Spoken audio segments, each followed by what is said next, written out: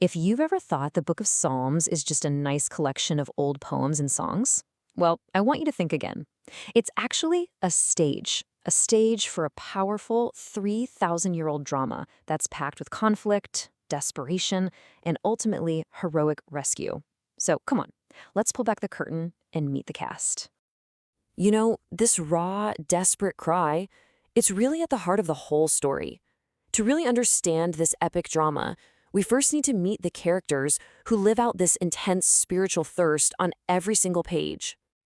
So here's our playbill for this explainer. We're going to meet the three main characters, see exactly how they interact, and then discover how their struggle leads to this powerful cycle of praise.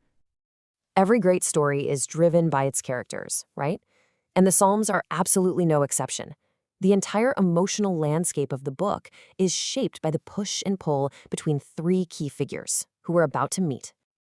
Okay, first up is our protagonist. This is the character we experience the whole drama through. We call this character the psalmist, or the suppliant. So what exactly is a suppliant?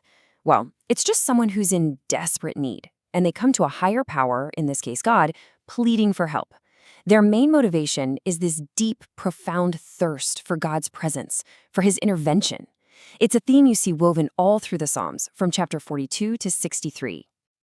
And let me tell you, the suppliant is on an absolute emotional roller coaster. One minute, they feel totally crushed, completely abandoned.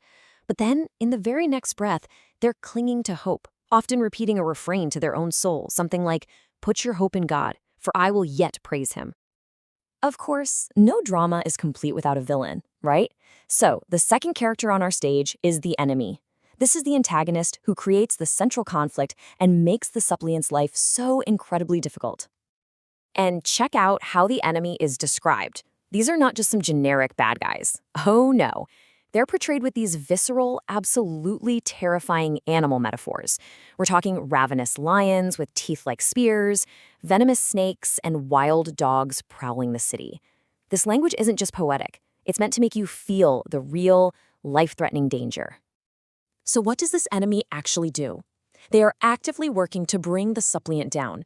They taunt them with these cynical questions, like, "So, where is your God now?" They conspire behind the scenes, setting snares and traps. Their ultimate goal is simple: to devour, to shame, and to destroy the righteous.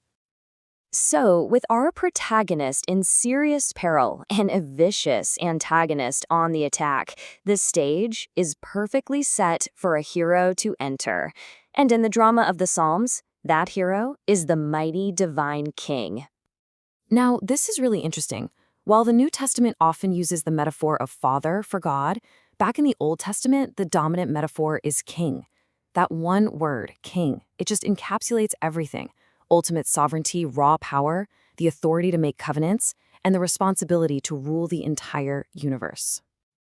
And this metaphor doesn't just come out of nowhere. In the Psalms, the ideal human king was supposed to be a protector of the weak and a crusher of the oppressor. So, that earthly ideal, it becomes the blueprint for understanding the divine king as the ultimate defender of society's most vulnerable, the orphan and the widow. So what defines this king's character? Well, three key Hebrew terms pop up again and again. First, there's hesed. Think of this as an unfailing, stubborn, covenant-keeping love that just never quits. Then you have tzedek, which is a deep moral righteousness. And finally, mishpat, which is the active execution of justice that makes sure the poor and oppressed get a fair shake. This central metaphor of the king as a protector, it just explodes into a whole network of related images. He is a rock you can hide behind, a fortress that can't be breached, a strong tower, a refuge. All of these different images, they all point to one core idea: safety. Okay, so now we have our three characters: the desperate suppliant, the vicious enemy, and the powerful king. Now let's see how they interact on stage to create the recurring plotline of the Psalms. You see this four-step cycle playing out over and over and over. First, the enemy attacks. Second, the cornered suppliant cries out to the king for rescue. Third, and this is the good part, the king intervenes, saving the suppliant and bringing justice down on the enemy. And what's the result? The fourth and final act: praise. This quote right here gets to the very heart of that final step. You see, the praise isn't just some abstract feeling of happiness. No, It's a testimony.